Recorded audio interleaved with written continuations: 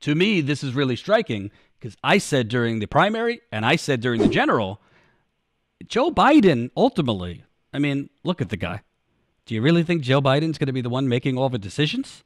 He has a army of Clintonites, of Obamaites, of basically corporate Democrat neoliberal hacks around him that if Biden needs a nap, which frankly I think he's shown he does often, they are going to be Kamala Harris and his top advisors and Chief of Staff Ron Klain and Secretary of State Tony Blinken.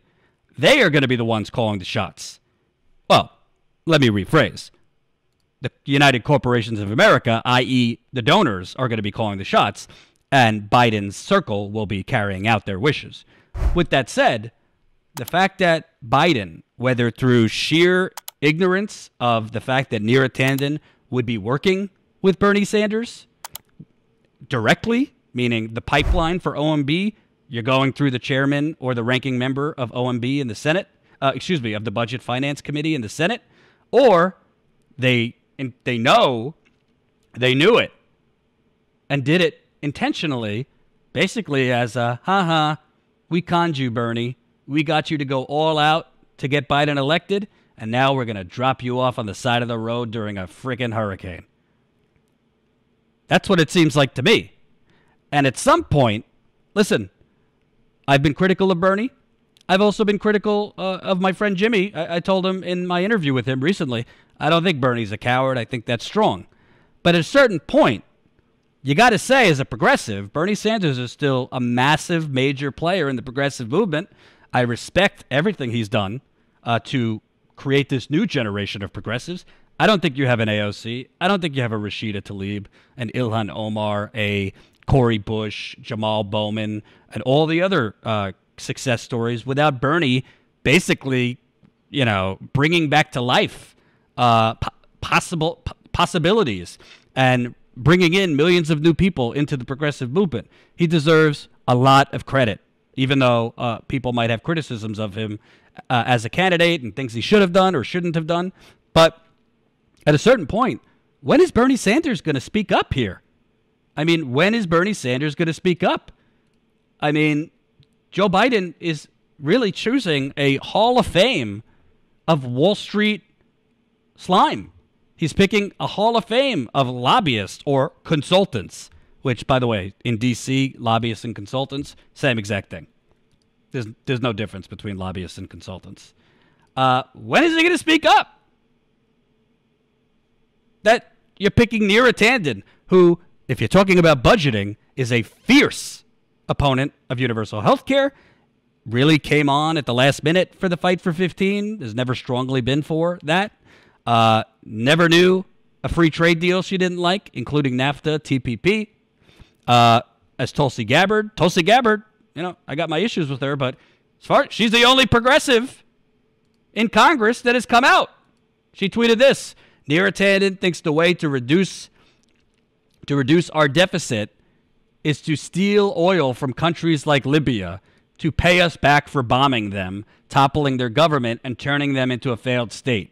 Joe Biden, is this really the person you want in charge of managing our budget?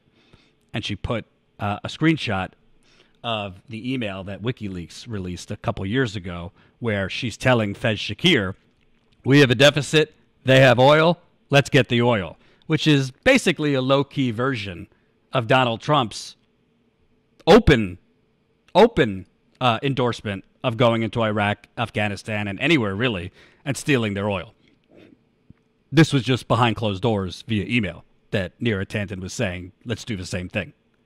So, not that Bernie Sanders watches Status Coup, but if you do, Bernie, I've been waiting for an interview for 5 years.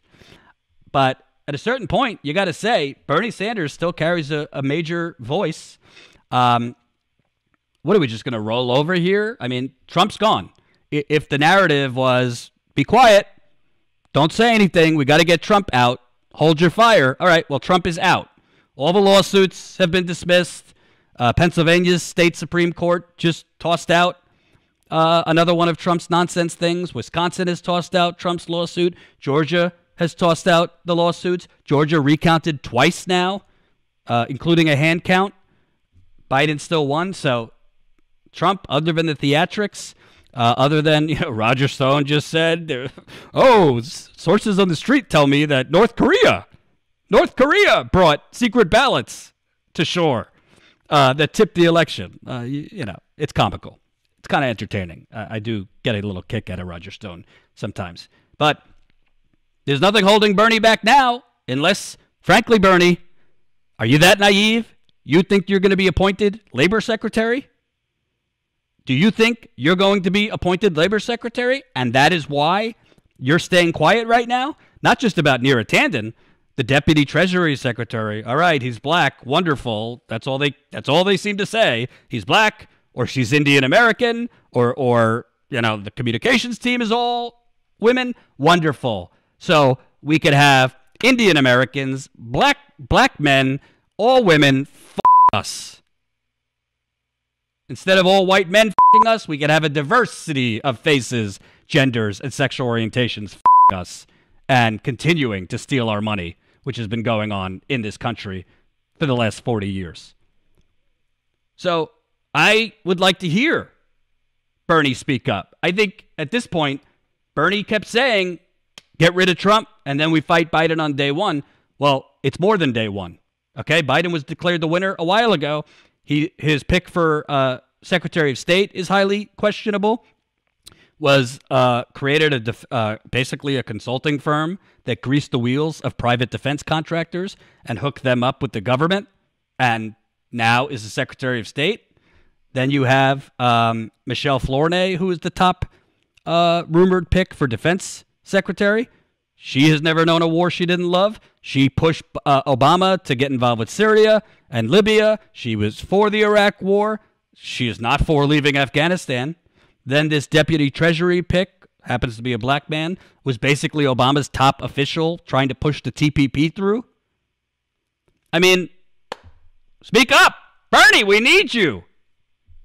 I know you're tired. I know you're 79 years old. I know you ran, basically been running a campaign for 4 years. I get it. But the progressive movement still needs your voice. And frankly, I mean, at a certain point, Bernie, if the shoe fits, you're naive. And by the way, one thing I do agree with Jimmy on, I agree with Jimmy on a lot of things, and I also agree with what he's calling for now for the Progressive Caucus. AOC, Rashida Tlaib, Ilhan Omar, Pramila Jayapal, Ro Khanna, Cori Bush, Jamal Bowman, whoever I'm forgetting. Hold your vote for Speaker Pelosi. Tell Speaker Pelosi and the Democrats, we will not vote for you as Speaker. And the House, Pelosi only has a slim majority. I think it's about 13 seats now because Democrats lost seats in the House. We will not vote for you unless we get a floor vote on Medicare for all. Now, devil's advocate, you might say, Jordan, who gives a damn about a floor vote? It's not going to pass. Well, what is the great saying? The journey of 1,000 miles starts with the first step. We got to get people on the record, in the congressional record, on what their vote was. Are they on the right side of history or on the wrong side of history? So far, corporate Democrats have escaped ever having to get on the record against Medicare for all. Let's get them on the record. Hope you enjoyed that last video. Hop on over to statuscoup.com where you can sign up for our email list and become a member for as low as $5 to $10 a month. Membership is how we grow. That's statuscoup.com/join. And remember, join our email list so we can grow the revolution with you.